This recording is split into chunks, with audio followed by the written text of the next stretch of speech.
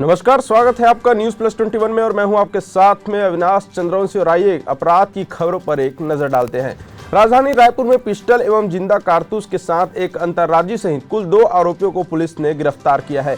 गंज थाना क्षेत्र में चेकिंग के दौरान गुरुद्वारा के पास 3 नग पिस्टल एवं 1 नग जिंदा कारतूस के साथ पुलिस ने आरोपियों को रंगे हाथ पकड़ा है।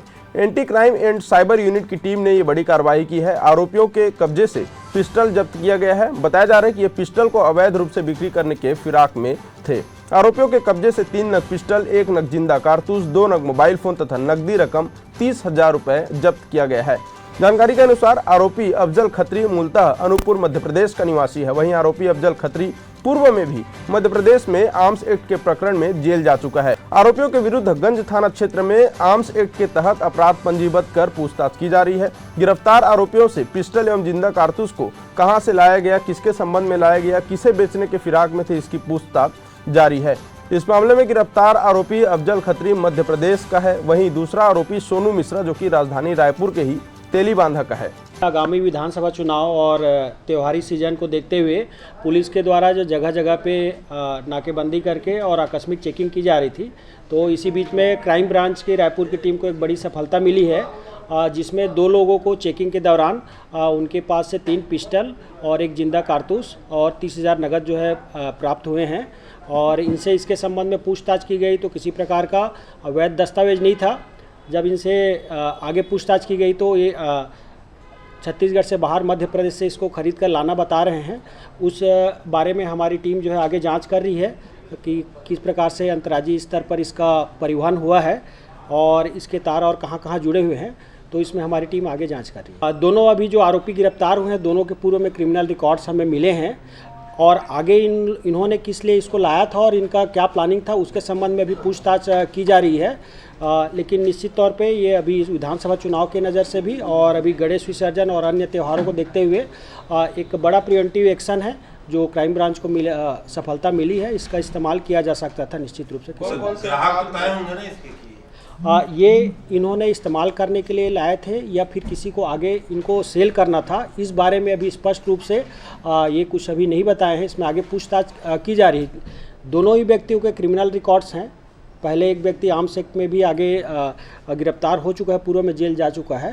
तो ये खरीदने के पीछे इनका क्या उद्देश्य था वो अभी आगे विवेचना में स्पष्ट है। आर्म्स एक्ट में अफजल खत्री हैं, ये पहले आर्म्स एक्ट में जेल जा चुके हैं।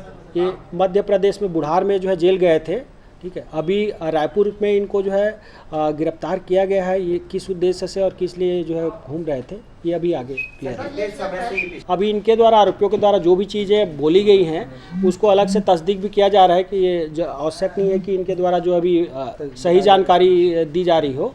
तो चूँकि मामला गंभीर है और समय के हिसाब से और भी ये सेंसिटिव होता है क्योंकि चुनाव भी आगे हैं, तो इन चीज़ों को हम लोग देखते हुए इसमें आगे गंभीरता से लेते हुए इसका विवेचना कर रहे हैं और जिस प्रकार से भी आगे अपडेट होगा आप लोग। वहीं राजधानी एक बार फिर दुष्कर्म की घटना से शर्मसार हो गई है। रायपुर के धरसीवा थाना क्षेत्र में एक 5 साल की मासूम के साथ उसके ही पड़ोसी ने दुष्कर्म किया है। पीड़ित बच्ची के परिजनों ने बताया कि मेकाहारा अस्पताल में बच्ची का इलाज जारी है। पूरा मामला गुरुवार दोपहर का बताया जा रहा है। पीड़ित मासूम को 2 बजे मोटरसाइकिल से परिजन थाना लेकर गए थे। वहीं परिजनों का आरोप है कि पीड़ित बच्ची को वक्त पर एम्बुलेंस मुहैया भी नहीं कराया गया। वहीं पेट्रोलिंग गाड़ी में उसे अस्पताल ले जाया गया। वहीं जल्द ही इलाज भी नहीं शुरू किया जा रहा था। बच्ची के परिजनों ने यह भी बताया कि उन्हें कई घंटों तक थाने में पूछताछ के लिए बैठाया गया था। पूछताछ करने के बाद पुलिस आरोपी लड़के को लेकर चली गई। वहीं साथ में लड़की के पिता भी गए थे। इस मामले में आरोपी नाबालिग को भी तत्काल हिरासत में ले लिया गया है। लगभग 3 बजे पिता को फोन से घटना की जानकारी मिलती है। फिलहाल पुलिस ने आरोपी को गिरफ्तार कर लिया है और आगे की कार्रवाई कर रही है। वहीं भारतीय जनता पार्टी के द्वारा इस मामले में धरसीवा थाना का घेराव भी किया गया है। थाना धरसीवा अंतर्गत कल एक 6 साल के पीड़िता के साथ 14 साल के विधि के साथ संघर्षरत बालक ने दुष्कृत्य किया था, जिसमें मुकदमा दर्ज कर लिया गया है और जो विधि के साथ संघर्षरत बालक को वैधानिक कार्रवाई करके आवश्यक जगह पर भेजा गया है।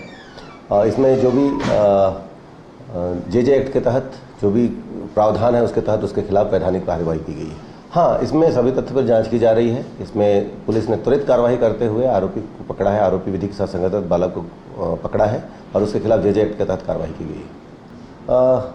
यहाँ महिला मोर्चा और कुछ ग्रामीणों के द्वारा थाने में आकर अपनी मांगों को लेकर ज्ञापन देने का प्रयास किया गया था, किंतु वो ज्ञापन दिए नहीं और जाकर हाईवे में बैठ गए थे। उनको समझाइश दी गई है और उनको बताया गया कि इसमें आरोपी के खिलाफ सख्त कार्रवाई की गई थी। जो भी उनकी मांगें हैं उसको जांच की जाएगी और उसके खिलाफ आवश्यक वैधानिक कार्रवाई की जाएगी। राजधानी में अवैध रूप से शराब के साथ एक आरोपी हासिम अली उर्फ लइयो को पुलिस ने गिरफ्तार किया गया। पूरा मामला थाना आजाद चौक क्षेत्र का है। आजाद चौक पुलिस को सूचना प्राप्त हुई थी कि आजाद चौक क्षेत्र अंतर्गत भीमनगर स्थित आमा तालाब के पास एक व्यक्ति अपने पास शराब रखा है तथा बिक्री करने के फिराक में ग्राहक की तलाश कर रहा है। आरोपी के कब्जे से अवैध रूप से रखे 40 पौवा देसी शराब जिसकी कीमत लगभग 4,000 रुपये है उसे जब्त किया गया है। वहीं आरोपी के विरुद्ध आजाद चौक थाना में आबकारी एक्ट का अपराध पंजीबद्ध कर कार्रवाई किया गया है। ऐसे ही तमाम बड़ी जानकारियों से अपडेट रहने के लिए देखते रहें न्यूज़ प्लस 21, आपके हक की बात।